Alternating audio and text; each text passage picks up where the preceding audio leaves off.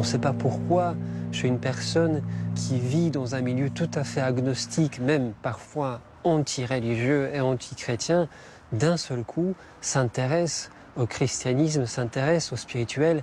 Et certains ont senti cet appel dès le plus jeune âge.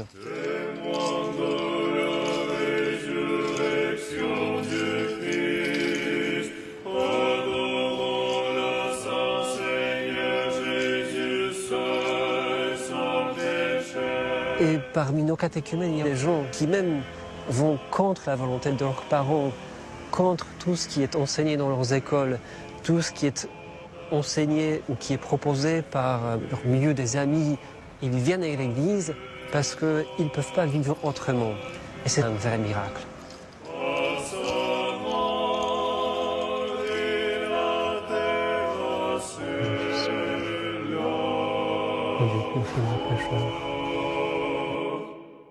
Béni soit le règne du Père et du Fils et du Saint-Esprit. La deuxième partie du rituel du baptême consiste véritablement au rite même du baptême. Donc, elle commence par la bénédiction des eaux. Pourquoi l'eau? Pourquoi le Christ a-t-il utilisé pour l'entrée dans l'Église un rituel qui soit lié à l'eau? Eh bien, comme nous le savons, l'eau a trois significations, trois sens, trois symboles. L'eau est essentielle à la vie. Vous savez très bien que sans eau, nous ne pouvons pas survivre. Par ailleurs, paradoxalement, l'eau peut être aussi symbole de la mort. Beaucoup de personnes peuvent mourir d'une noyade. D'où ce symbole à la fois de la mort et de la résurrection. Nous sommes immergés dans les fonds baptismaux pour mourir avec le Christ, pour être ensevelis dans le tombeau avec le Christ, et nous sortons des fonds baptismaux pour ressusciter avec le Christ. Que cette eau soit sanctifiée par la puissance et l'action et la venue du Saint-Esprit. Prions le Seigneur. Et puis, également, l'eau a le symbole de purification. On se lave, que ce soit les mains, ou nous prenons notre douche ou notre bain avec de l'eau pour nous purifier. Et déjà dans l'Antiquité païenne, mais aussi dans le judaïsme, il y avait différents rituels de purification. Et donc, le baptême est aussi un rite de purification, puisque nous confessons dans le symbole de foi, dans le credo, que nous confessons un seul baptême pour la rémission des péchés. Donc le bain du baptême nous lave de nos péchés. Dieu de tendresse, de miséricorde, toi qui sondes les cœurs et les reins, et qui seul connais les secrets des hommes, car rien n'est caché devant toi, mais tout est nu et exposé à tes yeux, toi qui connais toute ma vie.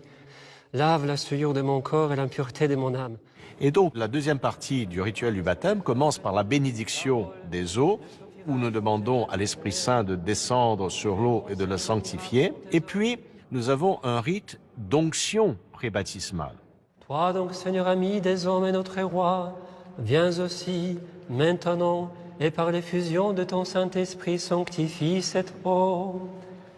Le prêtre bénit de l'huile. On va en verser une partie dans les fonds baptismaux avant que le candidat au baptême soit oint avec cette huile. Alléluia, alléluia, alléluia.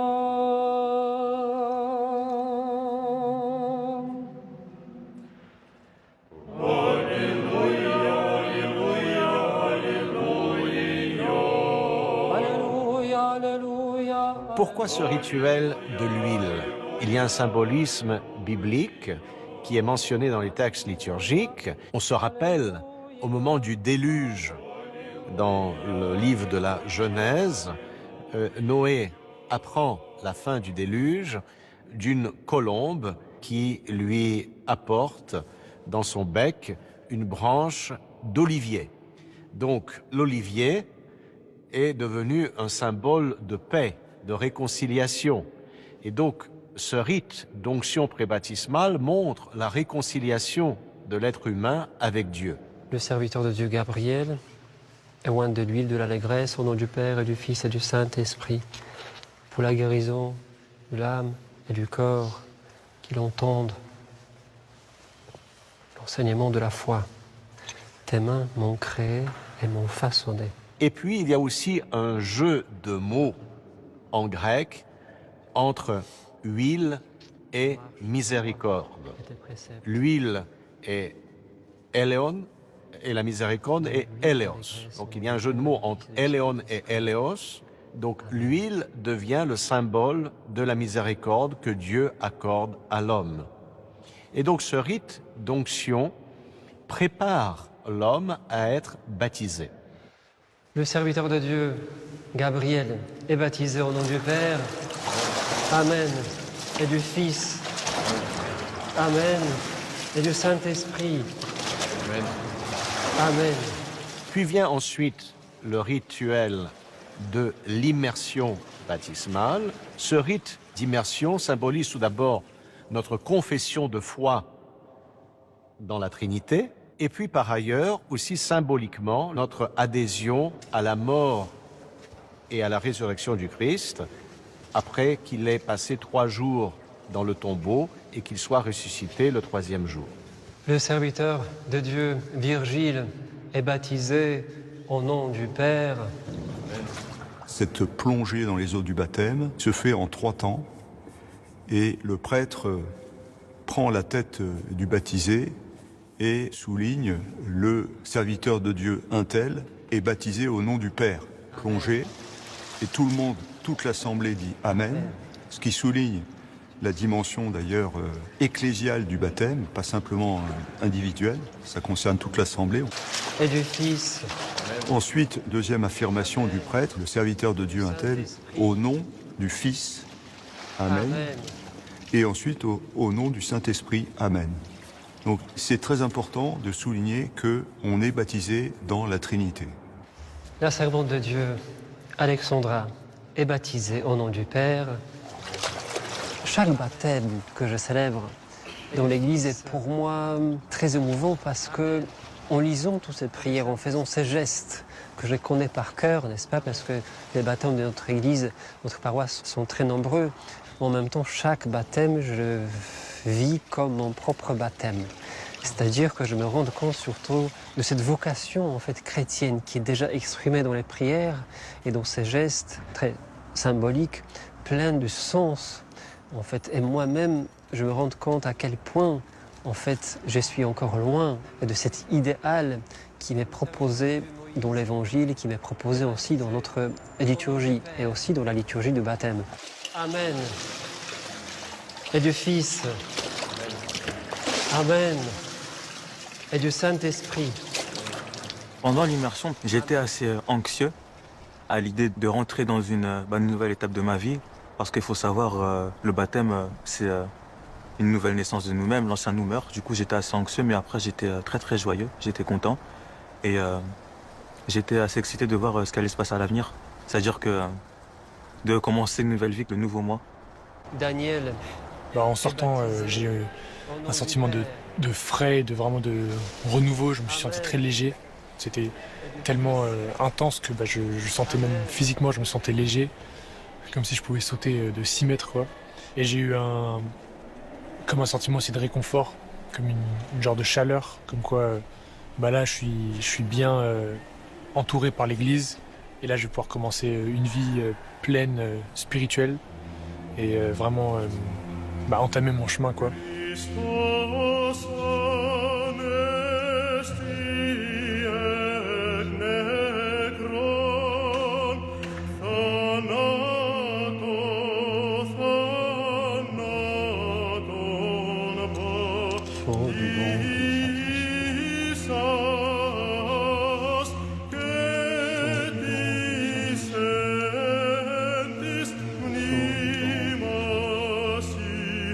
Après le rite de la triple immersion, le nouveau baptisé est chrismé, c'est-à-dire qu'il reçoit une deuxième onction, cette fois-ci non plus avec de l'huile d'olive, mais avec une huile très spéciale qui est le saint crème ou le saint myron. C'est une huile très particulière puisqu'elle est confectionnée avec un nombre considérable d'ingrédients, de fragrances, de fleurs, d'herbes. Elle est confectionnée par le patriarche pendant la semaine sainte. Elle est sanctifiée le jeudi saint par le patriarche et ensuite elle est distribuée à travers le monde dans tous les évêchés. Et chaque évêque, dans son éparchie, distribue ce saint myron aux prêtres. Ce qu'on appelle la chrismation signifie l'onction du Saint-Esprit. C'est une véritable Pentecôte personnelle. C'est important de le souligner, c'est-à-dire que le baptisé va recevoir en lui l'infusion, la présence de l'Esprit Saint. Et il y a des gestes très, très forts de la part du prêtre dans la cérémonie de la chrismation. Il prend du myron et cette huile, ensuite, il en enduit le visage, les yeux, les oreilles, le nez, les mains, les pieds, tout ça pour souligner que tous les sens du baptisé vont être sanctifiés par la présence de l'Esprit Saint, pour souligner sa nouvelle vie dans l'action du Saint-Esprit et du Christ, donc mystérieusement présent. Sceau du don du Saint-Esprit. Sceau du don du Saint-Esprit. Ce myron est utilisé comme sceau du baptême. Vous savez que lorsque, par exemple, un document officiel, que ce soit un diplôme ou une lettre officielle, elle doit être scellée avec un sceau qui rend l'acte officiel. C'est pourquoi la chrismation qui suit le baptême vient sceller celui qui vient d'être baptisé, il est scellé au Christ par le don du Saint-Esprit. D'où la formule byzantine pour la chrismation, sceau du don du Saint-Esprit, il faut comprendre, reçoit le sceau du don du Saint-Esprit. Et après quoi, celui qui vient nouvellement d'être baptisé est officiellement intégré dans le corps de l'Église et il est invité à recevoir la communion. Bienheureux ceux dont les iniquités ont été remises et dont les péchés ont été couverts. Il est important, et ça a été souligné dès le début du XXe siècle par tous les théologiens orthodoxes, il est de bon ton de célébrer le baptême et la chrismation juste avant une célébration eucharistique et de rompre avec des coutumes anciennes qui avaient consisté pendant longtemps à individualiser la célébration du baptême et à en faire une petite fête familiale qu'on célébrait par exemple un dimanche après-midi quelque part. Il faut retrouver le sens communautaire ecclésial de la célébration du baptême car nous sommes intégrés au corps ecclésial à travers cette mort-résurrection. Et donc c'est un événement qui concerne toute l'Église. Et il faut que toute l'Église soit réunie autour du nouveau baptisé en disant notamment les amens qui ponctuent la célébration comme des confessions de foi et des prières, d'abord pour soutenir, je dirais, l'intégration du nouveau baptisé, mais aussi pour, en quelque sorte, pour chacun des participants de cette liturgie, pour confirmer chacun son propre baptême. Parce que, une fois que le baptême est lancé, entre guillemets, c'est le gage d'une transformation spirituelle, mais ce n'est que le début.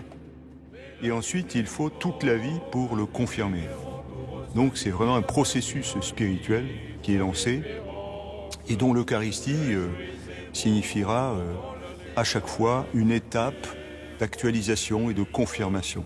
Glorifiez-vous en lui, vous tous qui avez le cœur droit. Tout débouche sur l'Eucharistie, qui est la participation plénière à la vie du Christ ressuscité. Pour tous qui avez été baptisés en Christ, vous avez revêtu le Christ. Alléluia.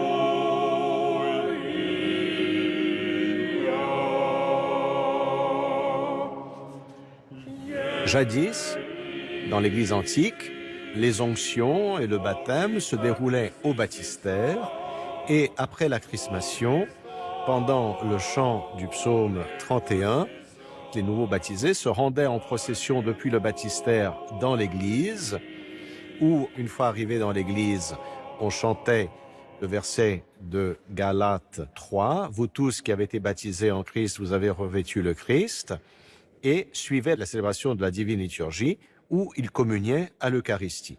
Le Seigneur est le défenseur de ma vie, de qui aurais-je peur?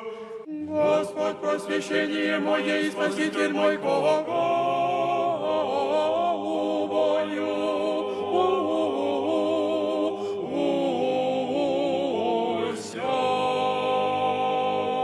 Vous tous qui avez été baptisés en Christ, vous avez revêtu le Christ, nous dit saint Paul.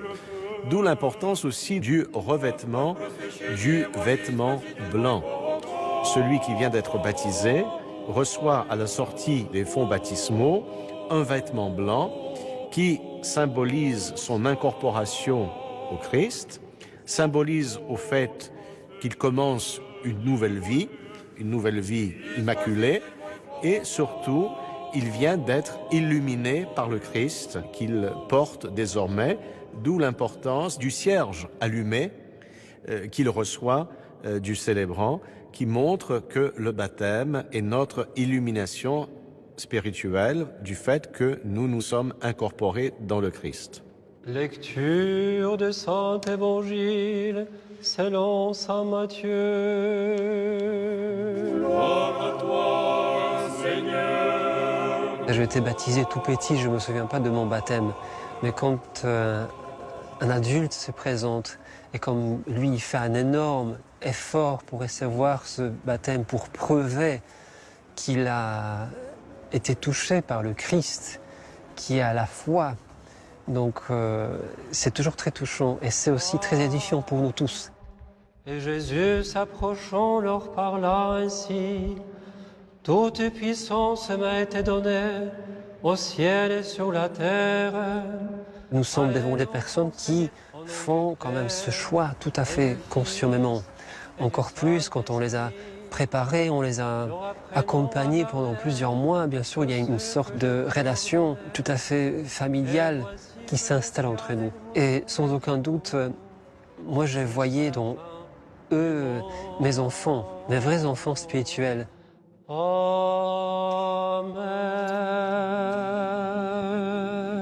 Moi, étant baptisé, je peux enfin commencer à faire partie complètement de l'Église. Ça m'apporte en soi de la joie faire partie de l'Église avec mes frères et sœurs, pouvoir communier, la joie de pouvoir avoir le Christ en moi et surtout de me sentir orthodoxe, c'est-à-dire faire partie de l'Église. Faire partie pleinement de l'Église. On m'a dit que le combat commençait que maintenant, donc j'imagine qu'il y a beaucoup de travail à faire, le combat spirituel évidemment, sur soi-même et avec les autres. Un travail qui est à la fois communautaire et aussi personnel, au travers de l'Église et au travers de sa propre âme, de sa propre personne. Le moment que j'attends surtout, c'est, disons, la première communion pour pouvoir vraiment prendre part au sacrement de l'Église. Seigneur Maître, qui par le saint baptême a accordé à tes serviteurs la rémission des péchés et leur a donné la vie de la seconde naissance, fais que la lumière de ta face brille toujours dans leur cœur. Le rituel du baptême se conclut par une dernière partie constituée essentiellement des rites d'ablution. Vous avez été justifiés, illuminés, sanctifiés, lavés par le nom de notre Seigneur Jésus-Christ. Pendant cette partie, le prêtre va laver les parties du corps qui ont été oints avec l'huile et avec le saint crème, le saint myrrhone.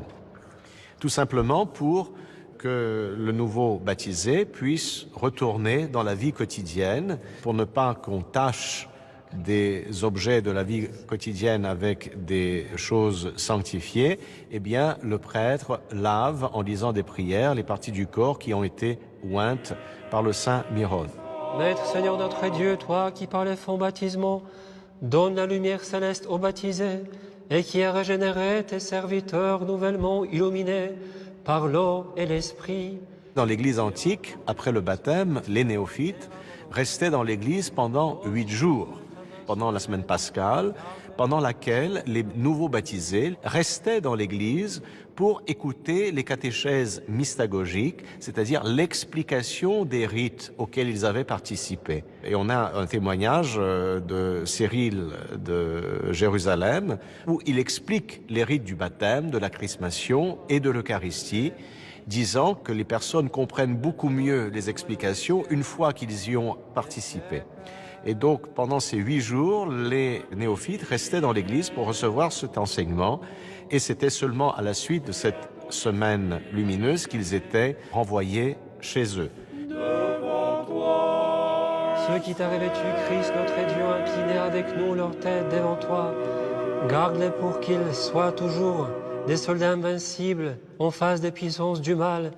Nous gardons des traces de toute cette histoire dans le rituel du baptême encore aujourd'hui. Le serviteur de Dieu, Moïse, est tonsuré au nom du Père et du Fils et du Saint-Esprit. Amen. Généralement, cette partie se conclut par la tonsure.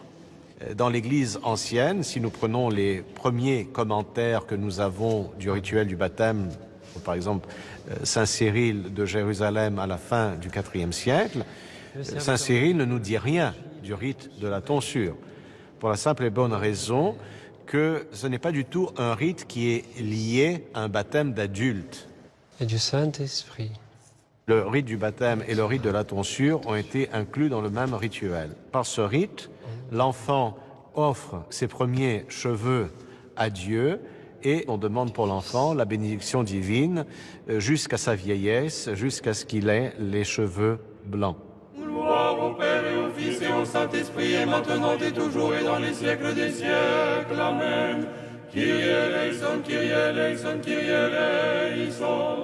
Et puis on conclut par une prière finale où le prêtre prie pour le nouveau baptisé, ses parents, ses parrains. Que celui qui pour notre salut accepte d'être baptisé par Jean dans le Jourdain, le Christ notre vrai Dieu, ait pitié de nous et nous sauve, car il est bon et ami des hommes.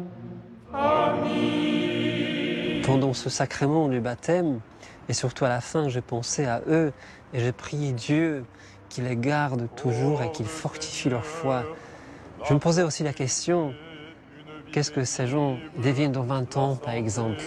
J'aimerais bien les voir, déjà, toujours actifs dans l'Église, toujours aussi joyeux, illuminés par cette lumière divine, parce qu'ils sont tous porteurs de cette lumière. Et si nous leur avons accordé ce sacrement, c'est parce que nous avons constaté qu'il y avait cette lumière divine en eux qui s'est manifestée, cette image de Dieu qui se dévoile de plus en plus chaque jour. C'est ça qui est très beau, c'est de découvrir en fait cette foi grandissante dans les personnes qui viennent vers nous.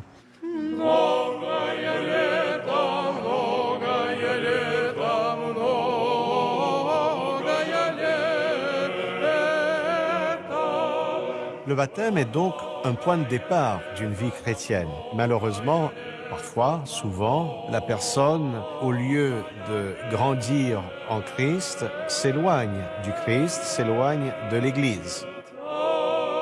C'était aussi un grand débat dans l'Église ancienne, à l'époque des persécutions. Beaucoup de chrétiens baptisés avaient failli, ils avaient renoncé au Christ, renié le Christ publiquement. L'Église a décidé que nous ne rebaptisons pas ceux qui ont failli ou ceux qui se sont écartés de la foi, pour la simple et bonne raison que le baptême est notre mort et notre résurrection avec le Christ. Le Christ est mort et ressuscité une seule fois, et donc le baptême n'est célébré qu'une seule fois dans la vie de l'être humain. Pour ceux qui s'écartent temporairement du Christ, soit en renonçant à leur foi, soit par le péché, soit en déviant, par exemple, dans un schisme ou dans l'hérésie. L'Église les reçoit selon les différents cas, soit par l'onction du Saint-Crème, soit tout simplement par la confession des péchés. Voilà, mes chers enfants, dans le Christ, aujourd'hui c'est le jour de joie pour nous tous. Vous avez reçu la tunique blanche, la tunique pure, qui signifie justement cette nouvelle naissance, dans le Christ, naissance et la résurrection, la mort pour le péché et la vie pour la vie éternelle et le royaume de notre Seigneur. Soyez témoins dès à présent de ce royaume de Dieu qui est une réalité, non pas au-delà, après la mort, mais dès maintenant. Moi, je remercie Dieu pour chaque instant que nous avons pu et aurons pu encore passer ensemble, parce que pour moi, le fait que vous êtes là aujourd'hui est un véritable miracle. Le baptême, c'est l'assurance de la vie éternelle, en principe. L'Église ne dit rien pour ce qui concerne ceux qui ne sont pas baptisés. Elle les remet à la miséricorde de Dieu. C'est pourquoi nous prions, et les plus grands spirituels aussi dans les monastères prient pour le salut de toutes les âmes, de tous les hommes, et pas seulement évidemment des chrétiens en bonne et due forme. Cela étant dit, il y a un mystère de l'économie divine, c'est-à-dire un mystère du dessein de salut de Dieu, qui nous dépasse totalement, c'est-à-dire ce qui concerne ceux qui restent en dehors de l'Église, ne concerne pas, à mon avis, les chrétiens. Ce qui concerne les chrétiens, c'est leur propre devoir de chrétien. Pour le reste, il faut s'en remettre à la miséricorde du Christ. Suis ton chemin.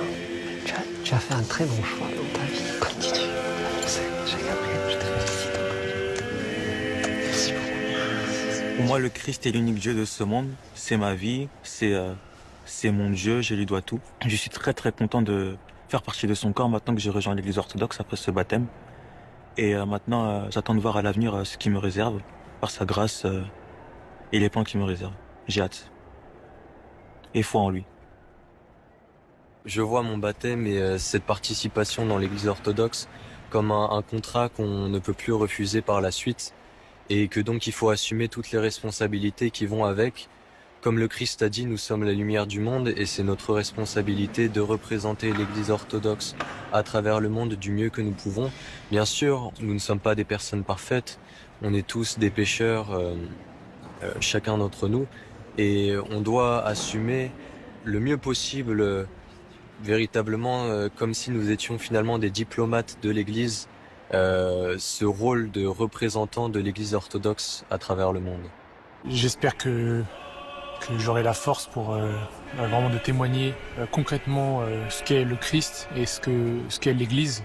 Et j'espère que à travers moi et à travers le chrétien que je serai, que les gens verront l'Église et verront le Christ et l'amour de Dieu vraiment. Donc j'espère que j'aurai la force et que je serai apte à faire tout ça.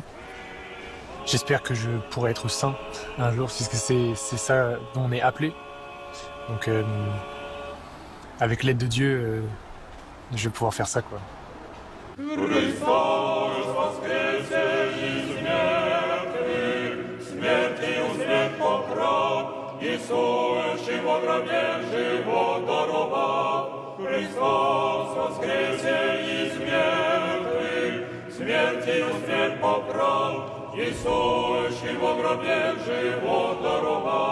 Христос воскресе из мертвых, смертью смерть поправ, Иисус, во гробе живота